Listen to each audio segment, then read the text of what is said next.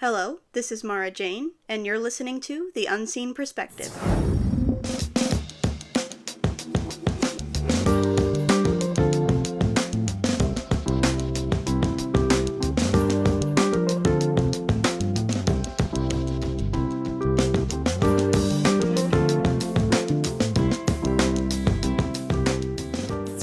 Hello and welcome back to The Unseen Perspective. I'm your visually impaired host, Mara Jane, and today we are going to talk about something we've never talked about before with a guest that I've never had on here before.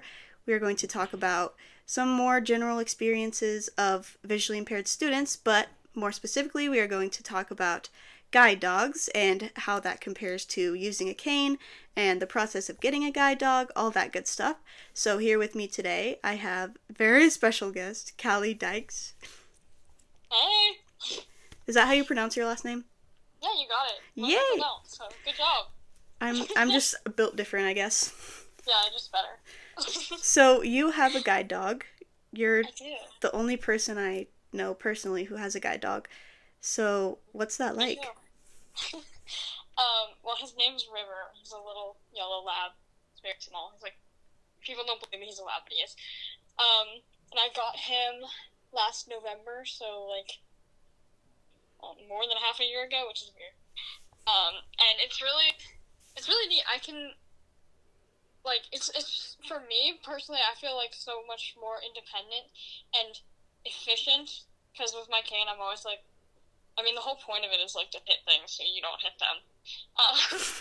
But with a dog, I don't know, he kind of just goes around them, and I don't always know there's an obstacle there, so it's just really streamlined. I can tell him to find stuff. It's really smart. Nice. And I'm never by myself, so there you go. That is nice. You have a companion. Yes, he's always there. So, yeah, the wait list to get him was, like, for me, I waited 2.5 years officially, which is a really long time. And before that, I, like, obviously wanted a dog pretty much for a long time. Like, since I was, like, 7, I wanted a guide dog, but I had to be 15 for the place I was applying to. And then I waited for, like, 2.5 years, but it's not first come, first serve on the list. They kind of, like, they interview you, so they have a really good idea of your lifestyle and your walking pace, do you live in a urban or rural or somewhere in between kind of area, and what kind of skills you have to have, and then they match it to a dog, and they have this, like, they showed me one spreadsheet they have, and they have this massive spreadsheet with, like, every person and every dog on there and, like, a ton of information, and they match you to a dog there, so it's not like, if you apply first, you're going to get the dog first, because you're just going to get whatever dog matches you the best, because you don't want a random. Gotcha. I didn't know that was how it worked, but that makes sense. Yeah, it's pretty intensive. And then I was there for like 3 weeks of on-campus training, and he's from Dogs Inc., which is in Florida. There's not that many guide dog schools in the Midwest. So, I was in Florida for 3 weeks in November. My class actually got postponed twice, because it was the same time that Hurricane Helene happened. Oh, wow. And then, so it got postponed once, and then it was Milton, so it got postponed again. Dang. That's okay. I was like, I waited 2.5 years, and now it's being postponed. Yeah, that's hard. Love that. But, yeah, no, so I was there for 3 weeks, and they teach me basically how to work with him, because their dogs are trained for, like, almost 2 years. So, the 3 weeks was me training how to be with the dog, and then there's, like, 6 to 8 other people there that are also doing the same thing, so it was a really good experience. We still have a group chat with all the people, even though I was by far the youngest one there. There was, like, 4 grandpa guys, and, a couple, like, middle-aged women, and then me, so... Dang, awkward. That's okay, I loved all of them. They thought I was the coolest person ever. Aw. Yeah. That's cool. I didn't know you had to go to Florida to get trained. Yeah, that's kind of how it works for most places, is, like, if you're flying to a place in New York, then you're most likely going to be flying to New York. Sometimes they'll do in-home training, where they'll send one of their trainers out to you, and they'll train where you live, but I'm kind of glad I got to go out there, because I could put a pause on everything in my life and just focus on that, because it was a lot of work, really hard. Yeah. I, like, have done a lot of research in my life because I'm obsessed with guide dogs and things. And so I thought I knew everything, and I was like, they say class is hard for other people, but I just have researched, so I probably won't. It'll be easy for me, but no, it turns out even if you know a lot, it's still hard. So what kind of things did you do at training? Well, at first, you kind of just have to, like, bond with each other, honestly. Like, the first few days, I feel like we didn't do that much. Like, River is the type of dog who's, like, a very one-person dog. And so he was really attached to his trainer. And then he met me, and he straight up just, like, hated me. And I don't say that lightly. I mean, like, I had treats, and he would come over, steal a treat from my hand, and then run away before I could pet him. Wow. So the first few days wasn't, like, a lot of work, because you have to, like, have some kind of relationship or trust to work well together. So the first few days was a lot of, like, me bribing him with food or playing with toys or trying to cuddle him. And so, yeah, that was a lot of, like, bonding and stuff. And then we'd, like, go for walks on a leash instead of on harness where he's guiding me. Stuff like, I don't know, just to make sure we knew each other and bonded. And most other people didn't have a dog that hated them as much as mine did. So, you know. You're just special. I know. I'm an easy person for a dog to dislike, I guess. I don't know. I've had 3 other dogs in my life, so I wasn't aware of that. It's because he's just so loyal to one person, so, like, now that we have a relationship, he's very loyal to me. And, like, if I get up and leave the room, he'll panic and run after me. But, yeah, after we do, like, basic bonding stuff and first few things, then they taught us, like, how guide dog harness works and stuff, like how you put it on them and things like that. And we started doing, like, basic routes, which is basically just a straight sidewalk. And like I said, it's more about training the people than the dogs, because the dogs kind of know what they're doing, but it's really hard to, like, put trust in this dog that you don't know at all. Mm-hmm. Not that I love using a cane, I really hated it, but it's different when you kind of have to, like, give up control and trust that you're not going to be led off a cliff. Yeah. So, yeah, there's a lot of that. Like a trust fall, but the goal is to not fall, so don't hold it. So, yeah, we did a lot of basic routes, and then I remember it was at the end of our first week, we went to the nearby, like, big city. Like, it's not, like, big, but, like, it's pretty urban, and none of us knew what we were doing really that well, because we were still new to each other and everything, and one of the ladies there called it the dark day of training because it was really hard to get through, and a lot of people came home. I got back from training that day, and I personally cried a lot because I feel like nothing went right, and it was really bad, and I didn't know what I was doing. But then, like, through the next week, you do more stuff, and you kind of level up and do different distractions and different kinds of environments. And then the last route we ever did in training was we went back to the city, so you could see how much you improved. That's cool. That was really cool. It wasn't a dark day anymore. It's because, like, when the dog's new to you, they don't know you, and they're kind of, like, trying to push their limits to see how far they can go. Mm-hmm. Like, River, when we went to the city the first time, would stop at every single crack in the sidewalk and, like, sniff the sidewalk. Every single square of the sidewalk. Oh, my gosh. And I was, like, so annoyed at him. So annoyed. But then we went through the next time, and he just walked like there was no problem, and I'm like, dude, you could have done this the first time. Just a bully. How weird. So, yeah, I feel like it's a lot of bonding because they're trained to know what they're doing, and most people are smart enough to know how to work with the dog once you know what you're doing, but there's just not as much trust there at the beginning. Yeah. It kind of works itself out over time. That makes sense. I mean, I guess, like, I never really thought about building a relationship with the dog before, like, actually working on orientation and mobility skills, but that makes a lot of sense. Oh, yeah, absolutely. And it's kind of like, I've had people ask, like, oh, I kind of want to know what it's like to have a guide dog. Do you think I could just, like, try out River? And I'm like, I wish you could, but I think if I gave the harness to someone other than myself, he would just look at me like I was a villain for giving him away and refuse to do anything. So, and if you don't have a relationship with them, it doesn't matter how smart they are or how much you know what you're doing, that's just not going to happen. Right. Makes sense. So, What was the application process like? Oh, I applied to a bunch of different places. Actually, I am secretly famous, but no one knows, because I applied to, when I was 12, I applied to, like, every guide dog school that didn't have a minimum age on their website. And now, a lot of those places that I tried to apply to when I was 12 have minimum ages on their website that are higher than 12. So I like to think it's because of me. But, for most schools, you have to be 16 or 18. The one I applied to, you can be 15. There's a few that are younger, but I don't know how good they are, so I don't know about that. Can't speak for them. But once I was old enough to apply, it's pretty basic. Like, you just have to submit basic info and stuff. I think they've changed it now, where you actually have to apply for an application. Oh. Because so many people were, like, requesting guide dogs who weren't blind. Oh. Weird. So, I don't know what they thought they were getting, but it's Who not knows? like that. So, you have to, like, apply and, like, talk about your vision and your lifestyle and why guide dog would be helpful for you. And then they send you an application where you have to have proof that you've completed O&M training, which is easy for me because I was in high school, so I just have, like, my IEP. Mm-hmm. And, like, some doctor's notes, a couple references to make sure you're not a terrible person.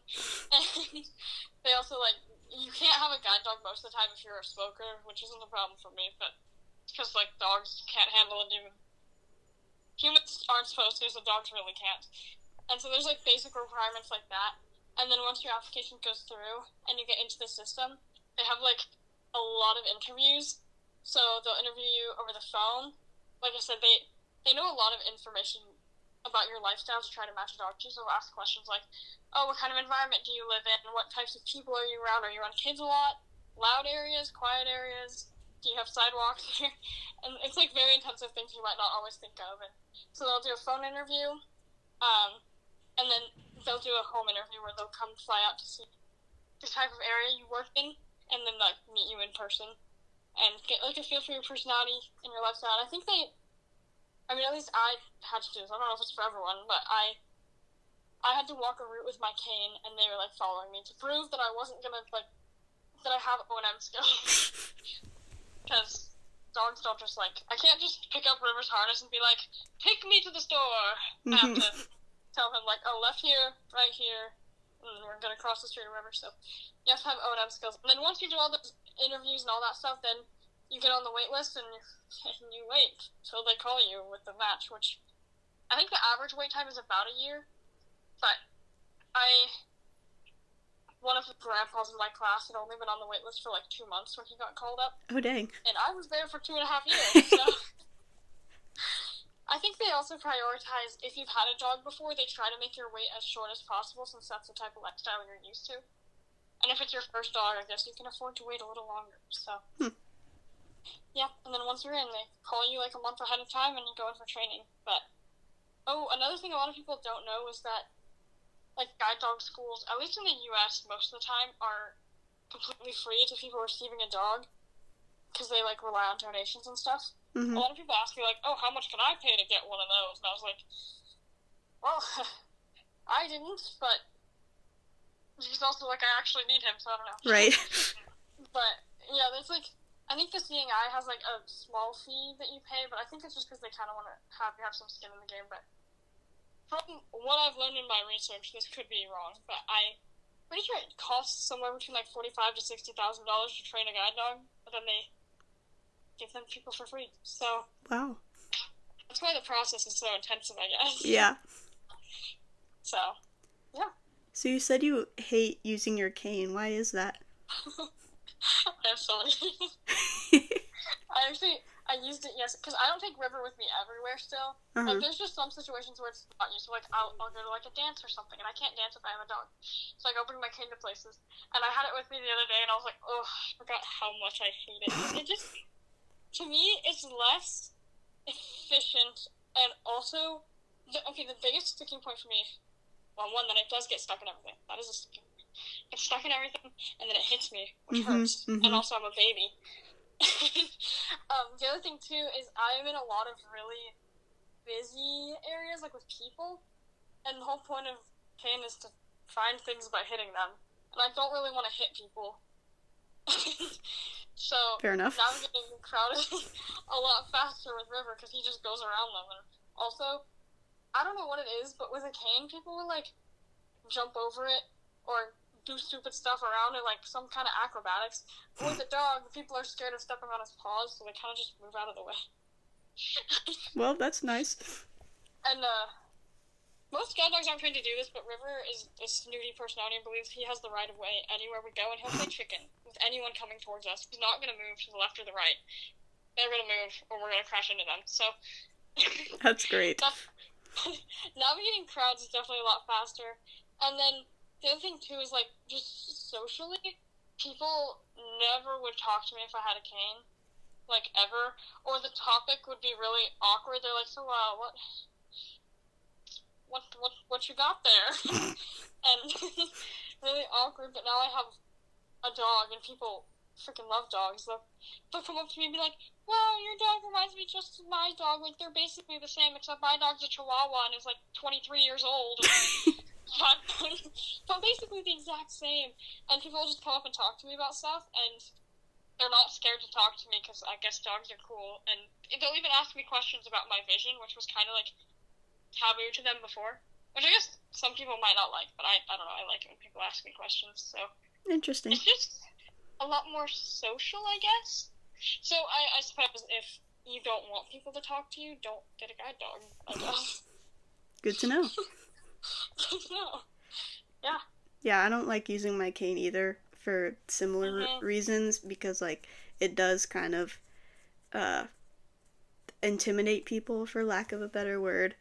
But I could see where a dog would be like attract people instead of like turning them away. Yeah. I don't think it's like completely fair to say that dogs are perfect, to be honest. Like before I had a dog, I would have like tried to convince every single person I ever met who was using a cane, like, why are you using a cane? Get a dog. Everyone should have one. And now that I have one, I realize it's like I have a toddler with me everywhere. I have to be like, all right, when's the last time you've gone pee? Let's make sure you have time for that. And like, oh, have you drank water recently? How hot is it? Do I need to bring water with me? Or, like, when do we need to stop so you can eat food? It is a lot more to keep track of, or, I don't know, more responsibility, I guess. And it's just, I can see why the lifestyle wouldn't be for everyone, but for me personally, it is definitely worth it, 100%. But I've had some friends where they'll ask me, because sometimes he'll just have an off day, because we have good days and sometimes they have good days and bad days too, and he'll be like sniffing the grass more than usual, and people are like, it's really easier with a dog, because I feel like you always move faster with a cane. But honestly, I feel like it's something that people can't see the difference of, I guess, because I like feel so much more confident and less scared of where I'm going, I guess, than with a cane where it's kind of like all on you. And at least with a dog, if he's being bad and I get lost or something, at least I'm not by myself when I'm lost. True. So,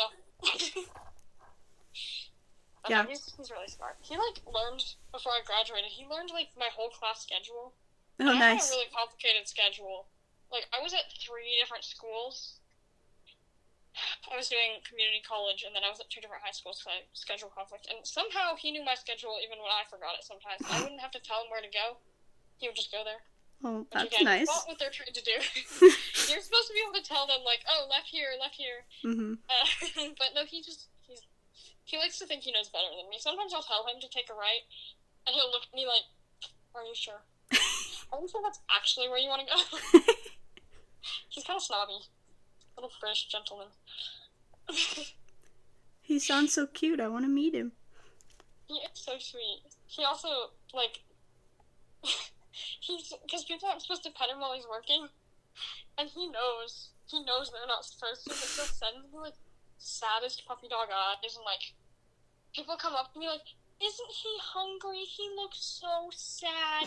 He looks like you never give him anything, and I literally have a treat pouch of his treats on me at all times, and he is receiving a treat like every 30 seconds. He is not starving, not suffering, but people will come up to me like, are you sure you're taking care of him? He looks so sad. I'm like, yeah, that's what he wants you to be. Mm-hmm. He knows what he's doing. Mm-hmm. Some dogs are that way. My dog is like that. Yep. He's got really good puppy dog eyes. Very good at that. It's a good skill to have for a dog.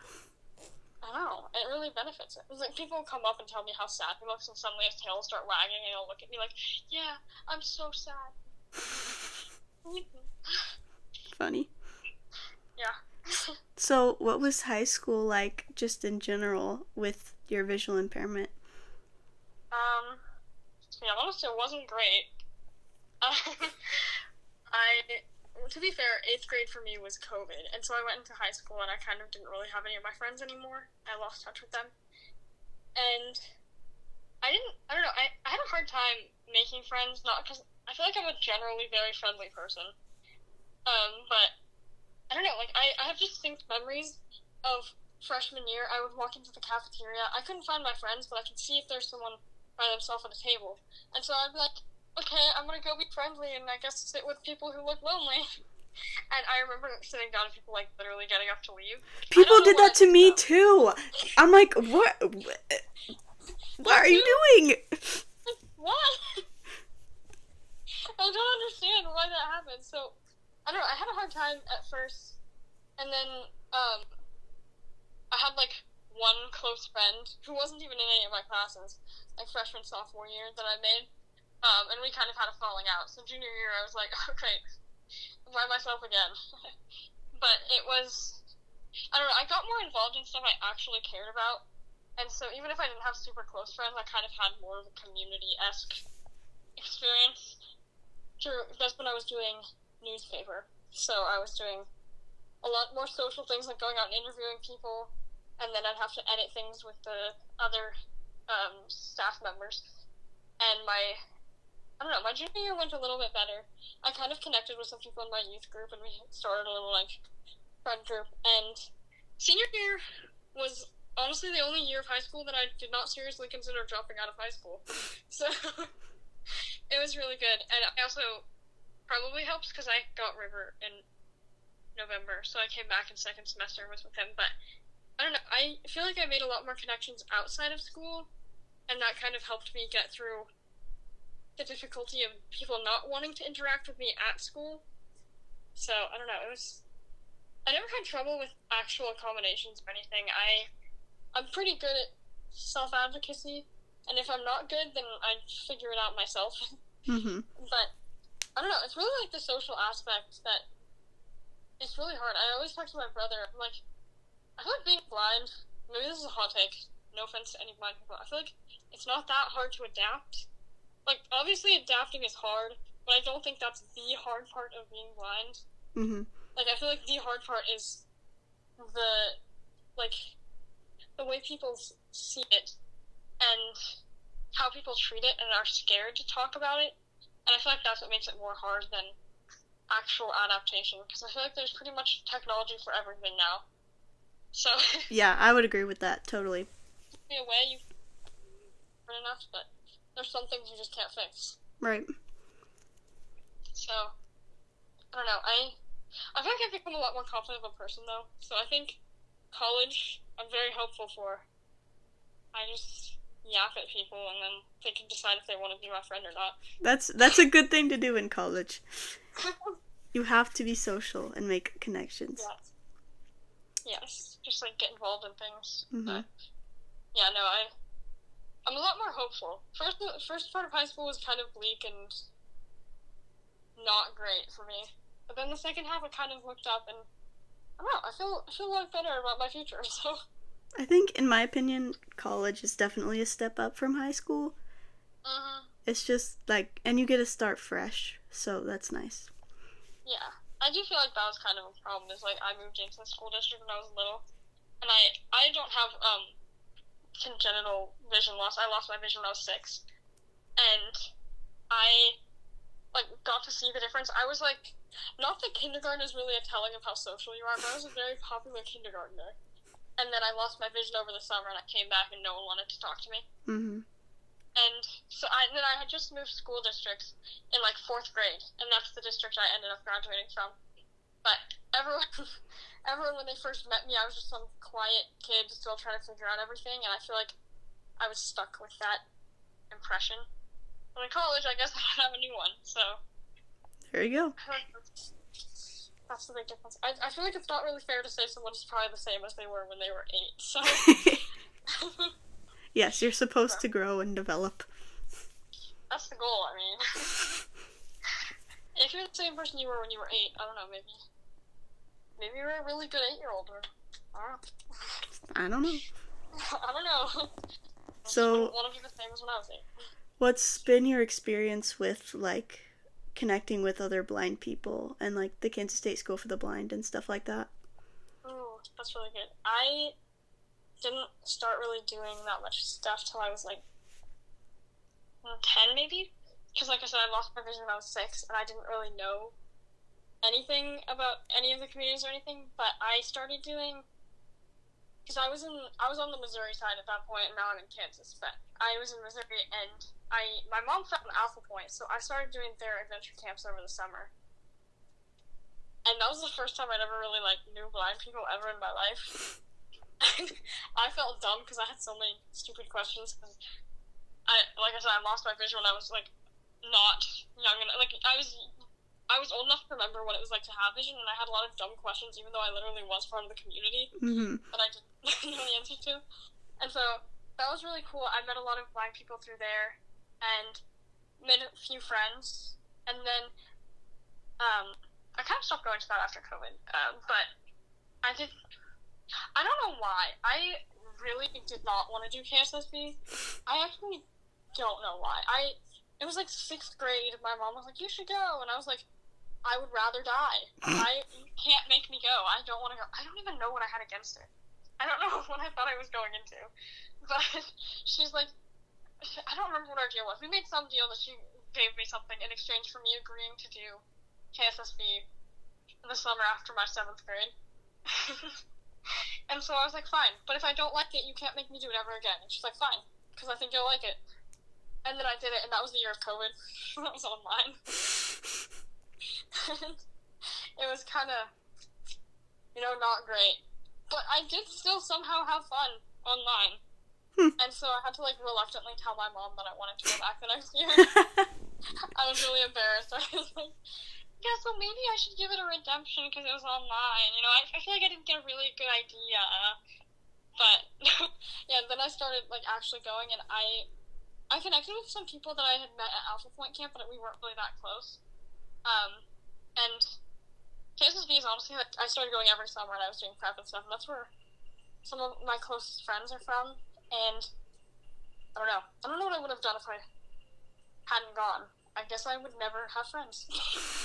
Yeah, I feel like through, like, high school and stuff, and even now, a lot of my friends are people that I met through KSSB and whatnot. Because it's just easier to connect with, like, people who have shared experiences with you, as opposed to, like, sighted people. That's kind of like, I think that's kind of a thing with any summer camp, but I felt like I could be a completely different person, like myself, more than I am at high school. I feel like I was more myself at KSSB than I was anywhere else, because I was like, well, if I like these people and they like who I am, then we'll be friends, but if they don't like me, then they don't have to talk to me, and we never have to see each other ever again. Yeah. And for some reason that didn't click with me. It's literally the same thing as with the high school, but it clicked for KSSB. But I know I'd come home and my family was always like, oh my gosh, you seem so much, like, happier and just yourself all the time. And so, I definitely think I got a lot of, like, even other than friendships, like, a lot of confidence and different things from being at KSSB. And it's, like, my favorite community. Like, I was like, if I could give up being blind, I don't think I would, and it would just be because of the community. Everyone's so awesome. Yeah, I agree. That's so good, though, that both of us were able to find that. But since Make48 was this past weekend, the Women in STEM event, would you like to talk about your experience with Make48? Oh, yes, I love talking about it. I just don't need to do it again. That's I did it with, I know Lyra's been on the podcast before, so she was on my team and another girl named Cece, and we did it the first time they came to Kansas City at the State School for the Blind, and, oh my gosh, it was so crazy, because it's like the 48 hours of inventions and stuff, and it was like such Murphy's Law, like anything that could go wrong did go wrong, but we ended up with a product that we really liked, and the other thing too is Lyra and I are really good friends, and we argue a lot. Not like we have. There's no actual emotion involved in the argument. Right. It's just that we disagree, and it's funny because we'd have disagreements about like our slogan or the name of our design or anything, and we'd be like, let's take it to the focus group and not tell anyone who said what. And there was times that she was right, or times that I was right, and then Cece was there just like our little peacemaker. I don't think she realized fully that we weren't angry at each other when we argued. Mm-hmm. But yeah, no, we did that, and we got first there, which was really cool, super fun. And then we went to nationals at UMKC. Oh gosh, was it like 4 months later or something? It was like long enough where the first time felt like a fever dream, but not so long that I couldn't remember it. Yeah. And we were at UMKC for that, and that was really cool because at KSSB, it was like all the teams were made up of blind people, and then at nationals, we were the only blind people there. Mm-hmm. And I guess everyone thought we were really cool or something, because the other teams would come and talk to us, hang out with us. I think we were also the youngest team, so we had a couple. We were definitely the underdogs there. Mm-hmm. And I thought that the first one was hard, but the second time was way harder. Like, we literally, something really important to our product, like, broke when there was 5 minutes left on the clock. Oh, no. And when I say we used every single second on that timer, I really mean, like, we were sprinting into the room at 1 second left. Oh my gosh. And we didn't win that one, but I think it didn't really matter. It was a really good bonding experience. Some of the judges said we were, like, in the top 3, but I don't know, it doesn't matter that much to me. Make48's honestly one of the best experiences I've had, because I used to be a lot more of a quiet person, and in Make48 you have to do your big pitch in front of all those people, and it felt like a lot of people at KSSB, but then we went to nationals, dang, that was a lot of people. Yeah. And I was like shaking before, but then I was running an adrenaline high afterwards, and I was like, oh, I could do that again. So it gave me a lot of confidence in talking to other people and just like being open, and we encouraged a lot of the other teams, like, oh my gosh, your product looks so good, like, keep going, you got this. And I don't know, it's just a really, honestly, it does kind of feel like a fever dream to me now. Like, it doesn't feel like that was me. Mm-hmm. I learned a lot from it. I feel like it's like anyone who wants to do it, I do highly recommend it. It's a lot. It's very, like, I came home the first time after we won, and I was really happy because we got in first place. So obviously I was like over the moon, great. And then I came home and I literally just like cried, not because I was sad. I was just so overwhelmed with everything. And I told my family that I'd won, and they were like, "Why are you crying?" And I was like, "I don't know, I'm a girl." Oh my gosh, it was awful this time. I can talk about this now because the results are out. Yes. But we won, or KSSB, the KSSB team won the Women in STEM event this past weekend. Sorry, my brother's dog is going crazy. No worries. But we won, but I wasn't like officially a part of their team. I was just like a tool tech volunteer person. Yes. And so, but like obviously I'm associated with them and I know all of them personally, so I was really excited. And I had already promised Sydney that I would go to nationals with them if they won. And like obviously I wasn't like, I loved everyone's ideas, but I was like, oh my gosh, like it's gonna be so hard to win this. And so I wasn't expecting that to happen. Right. Not because the idea was bad, but because like everyone's ideas was really good.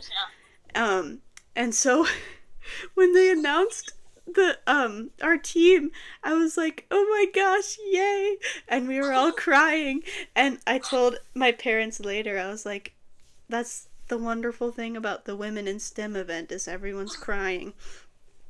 But no one's sad. It was a very happy moment, but Yes. there were a lot of tears. I know, I felt so irrational. I came home and I was like, just like sobbing. Like, it is so irrational. I'm like, I can't explain myself. Sorry. Well, that's the thing about Make48 is like, you put everything you are into this project for like Absolutely. a weekend, and then it's just like you're so involved physically and emotionally, and it's just it's so interesting. Like, I hated my first Make48 competition. I don't know why. I just, like, it was a horrible experience for me. And then we got second, and I was like, great, I have to do it again. But then we went to nationals, and it was so fun. And then I've been going back and, like, volunteering, and it's been so fun every time. So I don't know what happened that first time, but we are all kind of all over the place. But I don't know what it is. It's maybe I'll go back as a volunteer, but I don't think I have it in me to compete again. But I don't know, something about it is just so magical, and it brings out like the best in people. Yeah. And I look back, it's like some weird time warp. Like, half of it feels like it was yesterday, and the other half is like that was another dimension or something. Something about it, it's really special, and like honestly, it's like it's a little part of my life that most people don't know about, unless they've been involved in it. But it's impacted me a lot, kind of like very. I feel like it kind of shifted what I wanted to do with my life and different things, and I don't know. People don't even know that I've done that. So yeah, I'll talk to people. I remember going back from competitions in high school and being like, I just did this really cool thing, and I would like try to explain it to them, and they'd be like, what? like, okay, that's cool. You have to be there. Understand. You have to be there is what I've learned, because otherwise people are like, what? But no, 100%. I would recommend coming back as a volunteer, because I do love like being able to volunteer and help all of the teams rather than just like being on one team and like having the stress of competing, because like obviously I was rooting for KSSB this time, but I was also helping helping all the teams and like doing what I could to be there for everybody. So I like that experience personally better than competing, but I love it no matter what. I definitely get that. I feel like that would really resonate with me, because I'm really nosy and I want to know what everyone's doing. But I don't want to pour my blood, sweat, and tears into one specific idea. Right. Yeah, no, I thought about it. I probably will come back. I'm gonna miss all the KSSB people anyways, so. Yeah, it was so good to like see them, and I would always eat my meals with them too, so it was fun to like hang out with them.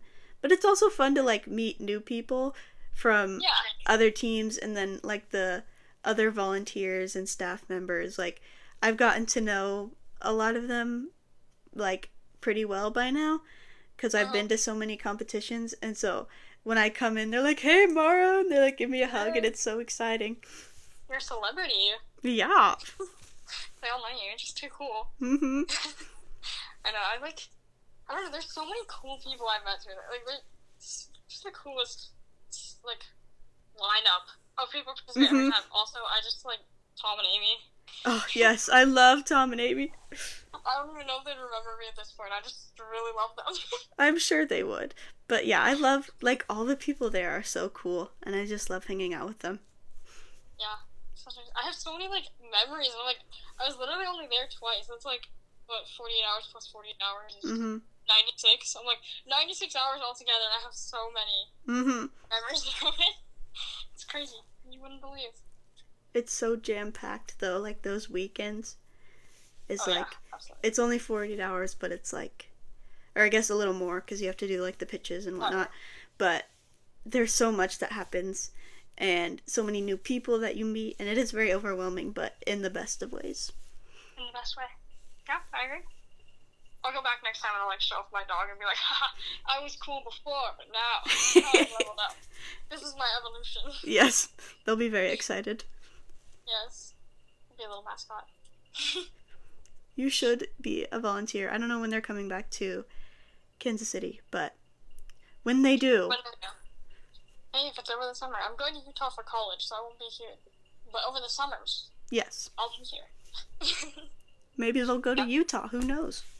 Maybe. It's a little cold out there. I don't know if they want that far out there, but you never know. Mm-hmm. But if you have a friend to meet me in Utah, one connection. Well, that's something. Mm-hmm. Are you excited for college? I'm really excited. I enrolled in all my classes like a month ago, but I just was like, I'm super hyped. I don't know. It's not like I'm, yay, I get to leave my family. Like, I'm sad to leave them, but I'm super excited to, I don't know, feel like start my real life.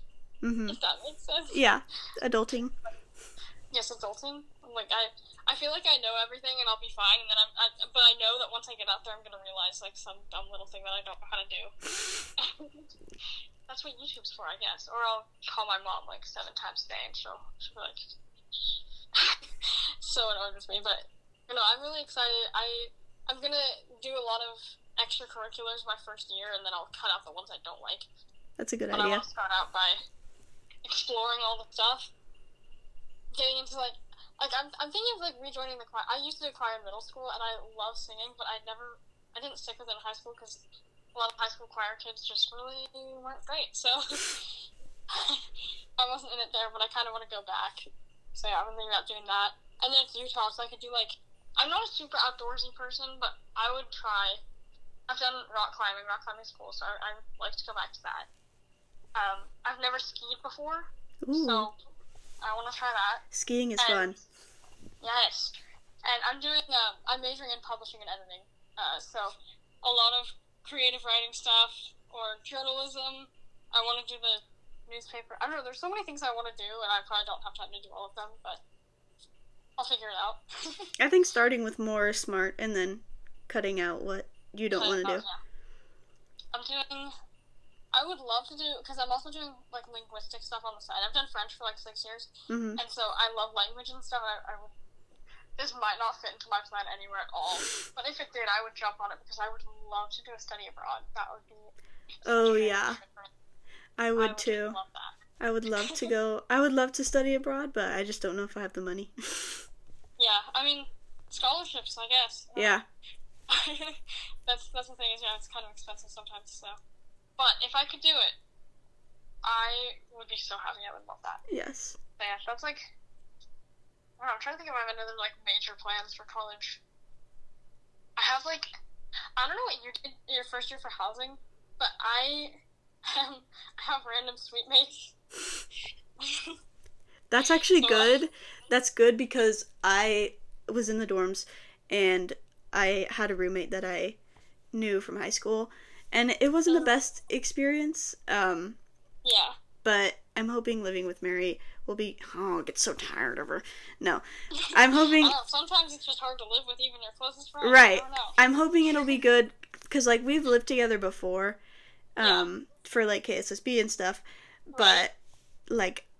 And we'll have our separate spaces instead of just being in that tiny little room.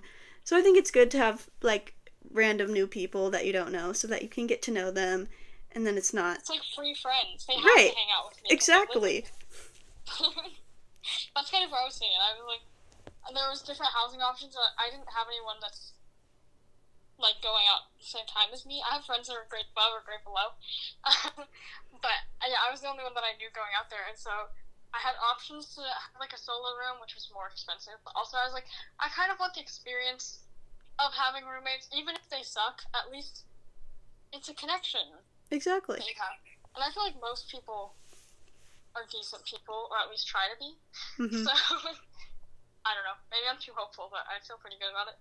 Yeah, I would hate to live alone, though. Me too. So, like, even a bad roommate experience, and I ended up living with my brother for a while, which was fun. But, fun, yeah. Like, I don't think I could live alone. I would be so lonely. Me neither. I gotta have, like, my little private space sometimes, but I can't I don't know. Maybe it's because of COVID. I feel like maybe before I would be okay with being by myself, but since COVID and quarantine and that experience, now I'm like, I need people. I don't know. I feel like that's happened in college for me. Is like, I realized how much I love interacting with other people and Mm-hmm. how fun it is, and how much I don't want to just be by myself all the time. I think both are important, like social time and alone time, but Yeah, definitely. It's a balance for sure. I don't know. I College is fun. I think you'll enjoy it. I'm very excited. So, high school, I give it a 4 out of 10. There was good moments, that's why it's a 4. But, God. I'd give it probably about the same. Maybe a yeah. 4.5 out of 10. Okay, It yeah. was I wasn't, like, downright miserable constantly. It just was, it I don't was know, kind of like, felt like a prison. I don't know. It was like I have always hated school, or not Yeah. always, but like probably since middle school, and Same. I just like wake up every day and I'm like, ugh. But I did have like friends, and Mm-hmm. I did do fun things. Like I was in choir, Yeah. and so it wasn't like totally bad. It just is something You would that I not do it never again. want to relive. Yeah. No. Everyone just, like, like, there was kids that were like, I'm so sad we're graduating. Like, I just want to stay here forever. I'm like, Ugh. I don't know why you want to stay here Couldn't forever. be I think me. there's better things out there. Yeah, I don't think anyone, I mean, at least the majority of people aren't like, "Oh my gosh, like I loved high school. I want to go back." But I don't It was know. because you were like the prom queen or something. I don't Yeah. know. If you were popular, maybe, but I Yeah, I don't know what maybe that's you like, did. so I know a lot of people talk about like how college is like the greatest years, so yeah. I'll take that. People who say high school is the greatest years, I don't know. I'm gonna maybe do a double take at you. That's I don't that's a questionable opinion. know. You can have your opinion. I just think it's wrong. Yeah. You know, I used to love school. Like, I guess I don't know how much I can count it. It's like elementary school, which I mean, I Yeah. think most people enjoy elementary school to some extent. And I was like, yeah, school, and I'd ask for homework and spelling work and stuff, and I was a nerd, I guess. You would be And the then yeah, type. I was like middle school where I was like, ugh, Yeah. this is not what I thought it I was. think like around 7th grade I was like, yeah, I don't know about this anymore. I don't know. I went to the like Doctor Tuesdays ago, and they have like this little survey you have to take, and it's like I think it's supposed to tell your mental state or whatever. But one of the questions was like, what advice would you give to a middle schooler? I was like, I mean, maybe this is bad, but middle school doesn't matter that much, so don't stress yourself. It'll be over soon. It'll be over soon. Just one day at a time. You've got this. Mm-hmm. I don't know. Like, Again, no one likes middle school. no. It's just bad. It's a bad time in life. It's like weird. I feel like I wasn't. I don't like. Obviously, I wouldn't go back and do it again. I don't remember like ever being miserable in middle school, but for some reason in my mind it's ranked even below high school. So I don't know. It must have been some weird experience. I don't know. Mine had its moments, but I do remember being like, "Ugh, I don't have friends, like blah blah Yeah. blah." Well, the last half of my middle school was COVIDified, so Oh yeah. I Mine just had 6th grade and half of 7th grade, and then oh my gosh, the transition from like seeing people, like people going from like 12 in the middle of 7th grade to seeing them at the beginning of freshman year is the craziest jump. Insane. I literally didn't see them between middle of 7th grade to the beginning of freshman year. That was such a. I felt like I'd been dropped into another planet or something. I was like, what? So were you remote 8th grade year? Your 8th grade year? Yes, and it sucked. So I had the option to go in person, but they did it by alphabet. So it was like A through L, M through Z, and every single one of my friends was in the last half of the alphabet. Oh So I dang. was like, I'll be completely by myself, or I can just be at home and eat cake while I unlock him. So I stayed home, but no, it was weird. It was really weird to come back. We did like hybrid, that because that was my freshman year of high school, and we did like Yeah, some days were in person, some days were online. It was weird, but we had to wear masks and stuff, and it was yeah, that's ugh. how they did it first. It was hybrid, so it was like an A B schedule, but the people you were with on the schedule was by your last name. Hmm. So I didn't want to be by myself, and I was kind of over dramatic, as middle schoolers are. Oh, that's probably valid. would have been fine. I don't know. I mean, I like online schooling in theory, but when it was forced on me, like, I was like, ugh, I don't like this. It's so funny to me because I think online school is like probably technically the most accessible way you can do schooling. Yeah. But I hate it. I despise it with my whole soul. I can't do it anymore. And I think it messed it up for me. That's what COVID did. I just need people. Like, I need interaction in my day. And not seeing people's foreheads and ceiling fans. Right. Like, I need actual interaction, please. Mm-hmm. Please. Even if it's just around me and I'm not interacting with right. You, it's just nice. So. Oh my gosh. I've been sitting cross-legged this whole time, and my legs hurt so bad. Ugh.